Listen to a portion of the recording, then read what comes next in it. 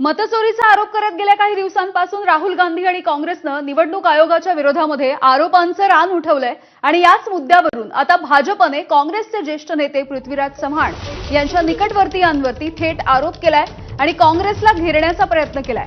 चव्हाणांचे पुतणे इंद्रजीत चव्हाण आणि राहुल चव्हाण यांनी दुबार मतदान केलं असा गंभीर आरोप भाजपकडून करण्यात आला। भाजपचे प्रवक्ते मोहन जाधव यांनी आज कराडमध्ये पत्रकार परिषद घेतली। या संदर्भात आपल्याकडे पुरावे असल्याचा दावाही केलाय। दोन्ही पुतण्यांसह त्यांची आई, पत्नी आणि मुलांची सुद्धा 3 मतदार याद्यांमध्ये नावे असल्याचा दावा करण्यात आला। यासोबतच पृथ्वीराज चव्हाणांचे स्वीय सहाय्यक गजानन आवळकरांची आणि त्यांच्या कुटुंबाची मतदार म्हणून 2 ठिकाणी नोंदणी असल्याचा आरोपही भाजपकडून करण्यात आला आहे। हा विषय चव्हाण यांच्या नातेवाईकांनी, त्यांच्या कुटुंबियांनी राजकीय फायदा घेण्यासाठी वेगवेगळी नावं, वेगवेगळे पत्ते, वेगवेगळी वय वापरून त्या ठिकाणी त्यांचं म्हणजे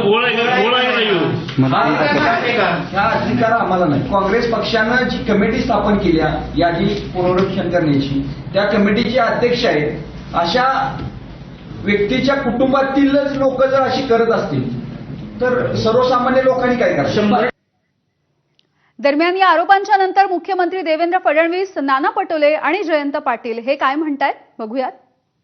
अतुल बाबा भोसलेंनी या ठिकाणी जे सत्य समोर आणलेलं आहे त्यातनं खरे वोट चोर कोण आहेत हे आता स्पष्ट झालेलं आहे।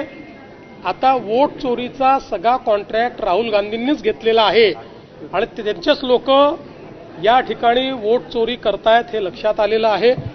आणि मला असं वाटतं की आता याचं उत्तर राहुल गांधींनी दिलं पाहिजे। देवेंद्र फडणवीस भी मान गए कि वोटर लिस्ट में धांधली होती है और यही हम चाहते हैं और हम कहते हैं उनको, अगर ये ऑब्जेक्शन होगा तो उन्होंने भी हमारी ये जो प्रयास जो चालू है उसमें जुड़ जाना चाहिए और इलेक्शन कमीशन को लाइन पे लाने की जरूरत जो है उसमें सहभाग होना चाहिए। तुम्ही निवडणूक आयोगाची एवढी वकिली काय करताय?